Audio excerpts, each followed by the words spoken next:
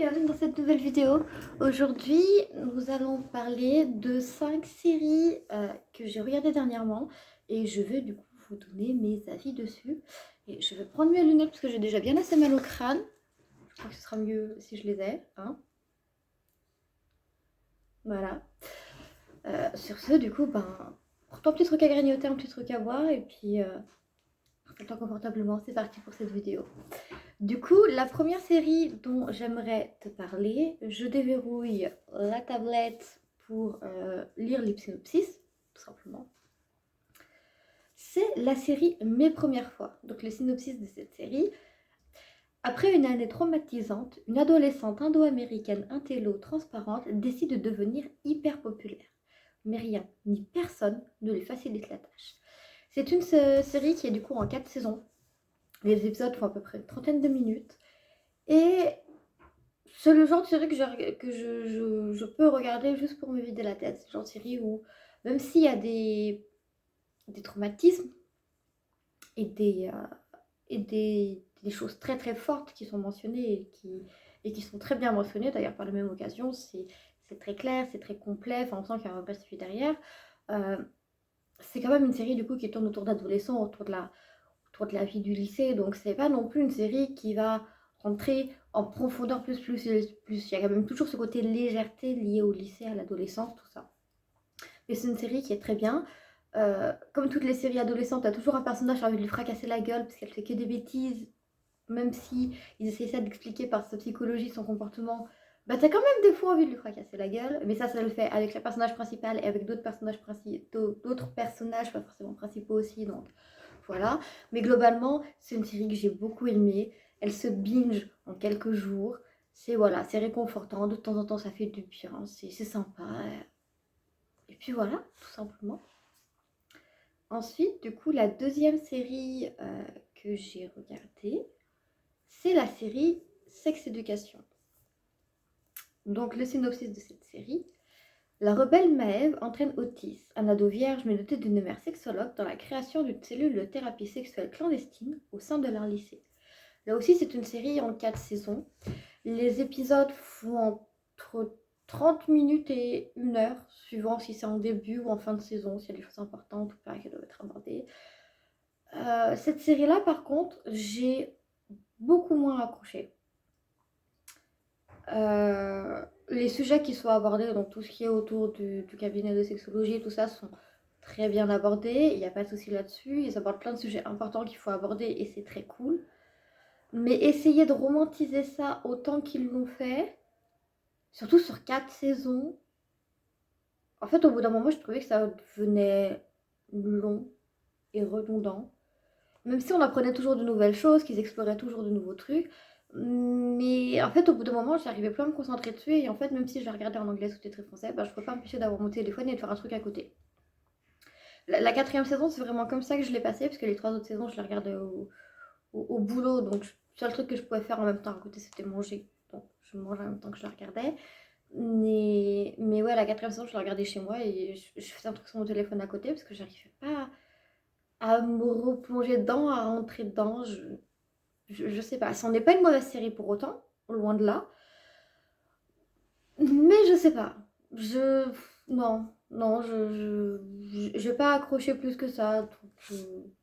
Donc, bah, voilà, je vois pas ce que je pourrais dire de plus.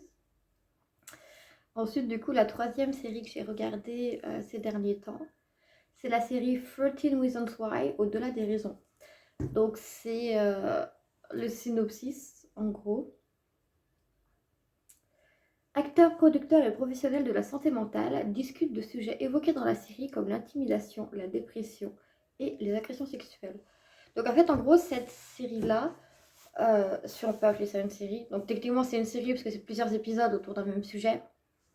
Mais moi, en fait, je l'ai plus vu comme une série documentaire, en fait, sur, du coup, les acteurs qui parlent de comment ils ont fait pour se mettre dans la peau de leurs personnages, qui ont, du coup, on sait très bien, cette série, 13 Reasons Why, c'est vraiment une série qui aborde des gros sujets autour de la santé mentale, c'est super important, c'est génial ce qu'ils ont fait.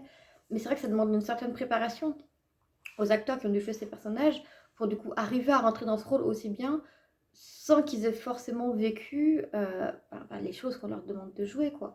Donc en gros, c'est comment en fait les acteurs se sont fait accompagner par des professionnels de santé et comment du coup ça leur a permis d'ouvrir les yeux parfois sur certaines situations et de se dire que finalement, en fait c'est pour ça que du coup depuis ils promeuvent énormément le fait de, voilà, de prendre soin de sa santé, de ne pas hésiter à contacter les lignes qui sont faites pour si jamais tu es en détresse, etc.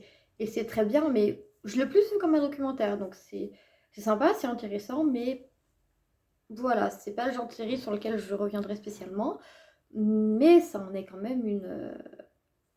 c'est pas un mauvais documentaire, c'est pas une mauvaise série, mais voilà quoi, c'était sympa, il fallait le voir pour vraiment, parce que c'était vraiment intéressant de comprendre du coup comment ils s'étaient chacun mis euh, accompagnés du coup avec les professionnels de la santé mentale, euh, comment ils avaient pu réussir à montrer ces émotions, à faire ressentir au public tout ce qu'ils ont fait ressentir, c'est vraiment génial, quoi. C'est aussi bien fait du côté des harceleurs que du côté des harcelés, si on peut dire ça comme ça. Donc c'est vraiment quelque chose qui a été super bien fait et c'est génial, mais voilà, j'ai vu une fois ce documentaire, je pense pas que je reviendrai dessus, et puis voilà. Du coup, la quatrième série que j'ai regardée juste après ça, c'est la série Lucifer. Et Lucifer, je suis désolée, mais là, je vais avoir beaucoup de choses à dire.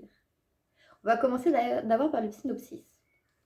Lassé et mécontent de sa position de seigneur des enfers, Lucifer Morningstar démissionne et abandonne le trône de son royaume pour la bouillonnante et non moins impure Los Angeles. Dans la cité des anges, l'ex-maître diabolique est le patron d'un nightclub baptisé Luxe. Quand une star de la pop est sauvagement assassinée sous ses yeux, il décide de partir à la recherche du coupable et croise sur sa route Chloé Decker, une femme flic qui résiste à ses charmes et lui met constamment des bâtons dans les roues. Alors que l'improbable duo s'entraide pour venir à bout de l'enquête, l'ange Amenadiel est envoyé à Los Angeles par Dieu pour tenter de convaincre Lucifer de regagner son royaume. L'ancien seigneur des enfers cédera-t-il aux sirènes du mal qui l'appellent ou se laissera-t-il tenter par le bien vers lequel l'inspecteur Chloé Decker semble peu à peu l'amener? C'est une série en 6 saisons et j'ai dévoré cette série. Au début, c'est vrai que le personnage de Lucifer est un peu antipathique. J'avoue qu'au début, j'avais un peu envie de le frapper, de l'étriver, parce qu'il est vraiment antipathique. Mais au bout d'un moment, en fait, on finit par s'attacher. Et en fait, on comprend que le personnage qui nous est présenté dans les premiers épisodes, c'est qu'une façade.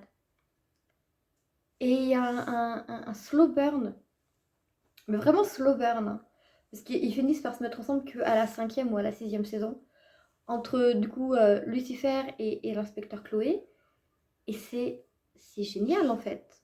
Parce que aussi bien lui, au début, ne veut pas admettre qu'il ressemble des trucs pour elle, mais quand il l'admet, c'est elle qui, à son tour, pour protéger sa fille, je pense, ne veut pas admettre que elle aussi, en fait, elle ressent des choses pour Lucifer. Et du coup, ça, il y a ce petit mélange-là, voilà. Donc, ils résolvent des enquêtes, ça se passe plutôt bien. Morningstar finit par devenir consultant pour la police, donc vraiment, genre, il sait se rendre indispensable.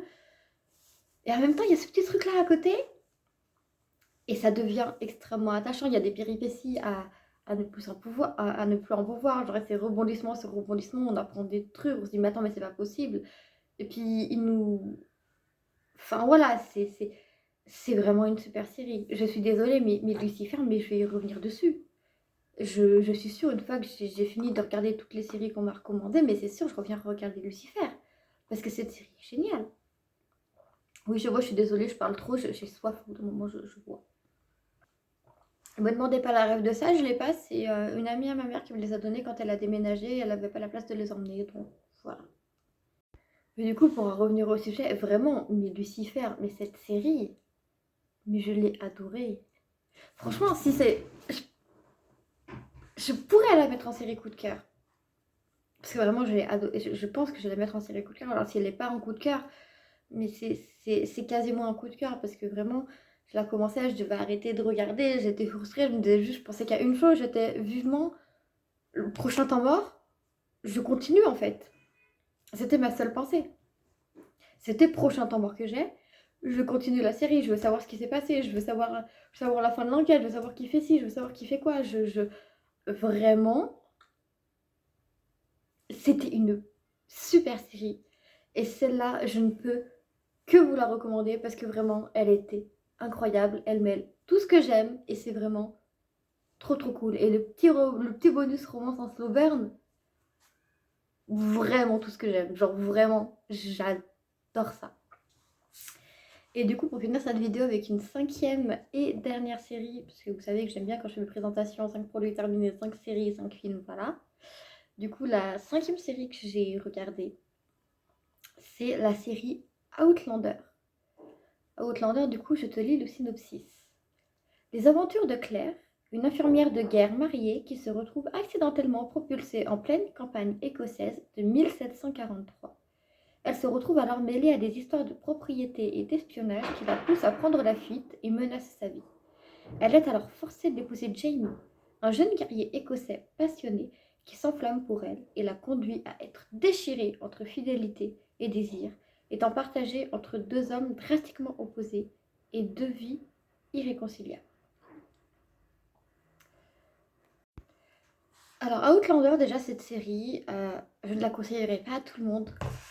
Tout simplement parce qu'il y a des scènes vraiment. Il faut des gros trigger warnings. Vraiment. Il y a des énormes trigger warnings à avoir. Moi, après, j'étais prête. Parce que du coup, j'avais vu parler de la série et j'ai une amie qui m'a dit je n'ai pas pu continuer la série à cause de telle scène, telle scène, telle scène, qui effectivement sont des grosses scènes à trigger warning. Donc, je vous le dirai pas là, sinon je sais que YouTube va me censurer. Donc, je vais pas vous les dire. Mais, vraiment, gros trigger warning sur cette série. Donc, je la conseille vraiment pas à tout le monde. Parce que là, dans le résumé, ils le disent pas. Mais retourner, du coup, dans la campagne écossaise en 1743, c'est retourner au niveau des guerres. Et c'est des mœurs qui ne sont pas plus acceptables aujourd'hui. Parfois. Il y a des trucs qui faisaient à l'époque qui étaient très bien. Mais il y a d'autres trucs. On peut clairement plus tolérer ça aujourd'hui. Vraiment. Mais si quand tu te renseignes sur la série et que tu vois sur le trigger warning et que tu sais que c'est pas des choses qui vont toi te gêner, te gâcher ton expérience, je ne peux que te conseiller de la regarder. Parce que l'aventure est folle. L'idée comme ça de ce voyage dans le temps, on ne sait pas pourquoi, on ne sait pas comment, mais juste, elle est passée à travers un portail et elle se retrouve en 1743. Et son seul but au début, ça va être de retrouver son mari. Oui, elle va être mariée de force à Jamie. Mais elle le fait uniquement dans le but de trouver un moyen de repartir chez elle dans sa vie. Et au fil des saisons, suivant si elle y arrive ou non, parce que je vais pas non plus vous spoiler la série, hein, sinon c'est pas drôle. Et en gros, là, pour l'instant, il y a 6 saisons. Et au fil des saisons, voilà, il va y avoir plein de petits trucs comme ça qui vont se passer, qui vont être géniaux, qui sont incroyables. Et c'est vraiment une série à laquelle je me suis attachée fort. Bon, déjà parce que tout ce qui est Écosse, tout ça, j'ai déjà beaucoup tendance à aimer ça. Donc là, en plus, avec le personnage de Jamie qui est genre juste pépite. Je suis désolée, mais il est juste pépite. Il est beau gosse comme jamais. Il y a déjà, il parle de book boyfriend. Moi, j'aimerais qu'on parle des séries boyfriend, hein, un peu. Genre, Jamie en est clairement un. Je suis désolée, mais il y a tout qui va. Voilà. Et vraiment, ils vivent des aventures qui sont géniales. Genre, c'est incroyable. Il y a 6 saisons qui est sorti et le cliffhanger de fin de la 6e saison, quand je l'ai vu, j'ai envoyé un message à la fille qui m'avait prêté son compte Netflix avec lequel j'avais regardé la série à l'époque. Je lui fais comment ça, la gars, il se finit là-dessus? Faut qu'on ait une 7e saison là? Vraiment? Et, et cette nana qui me répond non, mais t'inquiète. T'inquiète, la 7e saison elle est prévue, ils sont en train de la tourner, c'est bon. Et là, à l'heure où je vous filme, on est en février 2024, il y a la saison 7, épisode, saison 7 partie 1 qui est sortie. Mais moi, je veux pas la voir, parce que je vais attendre que la saison 7 partie 2 soit sortie. Comme ça, je vois tout d'un coup, et au moins, je sais si j'ai de la prendre une saison du tout ou pas. Parce que quand je sais qu'il y a une partie 2 qui doit sortir de la saison 7, bah j'ai pas envie, tu vois, de me replonger dans un truc pour être refrustrée et de me dire putain, je dois encore attendre avant la suite, tu vois. Moi, je veux avoir tout d'un coup. Je suis ce genre de gamine, je suis ce genre de femme qui, quand je regarde une série, de personne en fait, tout simplement, quand je regarde une série, si je peux la regarder une fois qu'elle est terminée, mais je vais la regarder qu'une fois qu'elle est terminée. Bon, c'est comme pour Sex Education, j'ai vu la saison 4 après les autres, c'est pas grave, après c'est pas une série où je m'étais émotionnellement beaucoup attachée. Mais, mais là, ouais, pour Outlander, quand j'ai vu la fin de la 6ème saison, où au début j'étais pas au courant qu'il y en avait une 7ème qui arrivait, j'ai presque pété une crise de nerfs, parce que j'étais là, comment ça, il n'y a pas de 7ème saison, il me faut. Et quand j'ai appris que c'était en tournage, j'étais là, bon, ça va, je vais me calmer alors. Je vais bien me calmer, mais seulement parce que c'est en tournage, sinon je me serais pas calmée, j'aurais pété un câble, et puis voilà. Parce que cette série est géniale, j'ai beaucoup trop bien, j'ai qu'une hâte, c'est que la partie 2 de la saison 7 soit postée pour retrouver ces personnages, pour retrouver cet univers, pour retrouver ce mélange de science, de magie, d'histoire, de complot, de politique. C'est un tout en fait qui fait que l'univers est très bien construit et c'est quelque chose que j'ai adoré et j'ai très hâte de retrouver cette série, franchement pour la saison 7. La partie 2 de la saison 7 surtout. Parce que du coup je m'empêche de voir la partie 1 juste pour éviter d'être frustrée et de resserrer sur Pinterest, machin, on n'a pas posté les d'un coup, ça me pète la tête. Donc voilà, non vraiment, là sur les 5 séries que je vous ai présentées, s'il y en a vraiment 2 que vous devez regarder si vous avez tendance à avoir les mêmes goûts que moi, c'est bien Lucifer et Outlander. Ce sont 2 univers totalement différents les deux, genre Lucifer c'est vraiment plus le côté quête, enquête, côté sombre, côté policier que j'aime beaucoup, et Outlander c'est beaucoup plus ouvert, c'est beaucoup plus politique, il y a de la politique, il y a de la romance, il y a du drame, il y a de la violence aussi, de les trigger warning, mais il y a du voyage dans le temps, il y a un peu de magie aussi, c'est 2 univers totalement différents, mais c'est 2 univers auxquels j'accroche totalement et bah, si vous avez tendance à aimer ces choses-là, bah, je ne peux que vous recommander ces 2 séries. Les 3 autres sont très bien aussi, hein, mais j'ai moins accroché. Donc à choisir, si vraiment sur les 5 vous voulez n'en voir que certaines et voir que celles que j'ai le plus aimées, vraiment foncez voir Lucifer et Outlander. Parce que c'est vraiment les deux les deux les 2 meilleures séries que j'ai à vous conseiller sur ce top 5. C'est pas un top 5 en fait, parce que c'est vraiment les 5 derniers films, cette série de vidéos, les 5 séries du moment, en fait, c'est les 5 derniers films ou 5 dernières séries ou un mélange de films et séries que j'ai regardé, les derniers que j'ai regardés.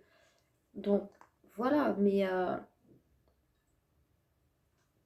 dites-moi si vous intéresserait un top 5 des films et séries, ou un top 10 si vous voulez, des films et séries que j'ai vus et que j'ai préféré regarder. En vrai, je pense que ça pourrait être intéressant. Donc dites-moi en commentaire si ça vous plaît et je vous ferai ça. Mais du coup, ouais, c'est. Mon cœur va à Lucifer et à Outlander. Dans cette vidéo, vraiment, ça va être ma série préférée de cette vidéo. Pas de tous les temps, parce que tous les temps, j'ai d'autres vidéos, séries et films à vous filmer et il y a quelques autres très très bons candidats. Mais dans cette vidéo, vraiment, les 2 incontournables que vous devez voir si vous avez le même goût que moi, c'est vraiment Lucifer et Outlander. Sur ce, ben, c'est la fin de cette vidéo. J'espère qu'elle t'a plu. Si c'est le cas, n'hésite pas à me le montrer en laissant un like. N'hésite pas non plus à me dire si toi tu as vu une ou plusieurs des séries que j'ai mentionnées. Quel a été ton avis quand tu l'as vu, si tu les as vues ou si tu aimerais les. N'hésite pas non plus à me dire en commentaire, à me donner tes recommandations de films et ou de séries qui pourraient me plaire, suivant ce que j'aime et suivant ce que je t'ai présenté. Parce que ça me fera toujours plaisir d'avoir des recommandations de quelqu'un d'autre et sois sûr que je les visionnerai et que j'en ferai un retour dessus. N'hésite pas non plus à partager cette vidéo si tu penses que ça pourrait plaire à quelqu'un que tu connais, parce que c'est cool. N'hésite pas non plus à t'abonner si ce n'est pas encore fait, surtout si c'est pas la première fois que tu tombes sur mon contenu, parce que ça me ferait vraiment plaisir. Je trouve ça toujours sympa qu'on soit plus nombreux ici à pouvoir parler du coup des différents avis qu'on a sur à peu près tous les sujets dont je parle. N'hésite pas non plus à me suivre sur mes réseaux sociaux qui sont dans la description et aussi sur l'écran d'outro qui arrivera juste après que j'ai fini cet outro pour ma petite bouille tous les jours et avoir de mes nouvelles tous les jours. Sur ce, n'oublie pas d'être heureux, parce qu'être heureux c'est important. et à bientôt dans une nouvelle vidéo.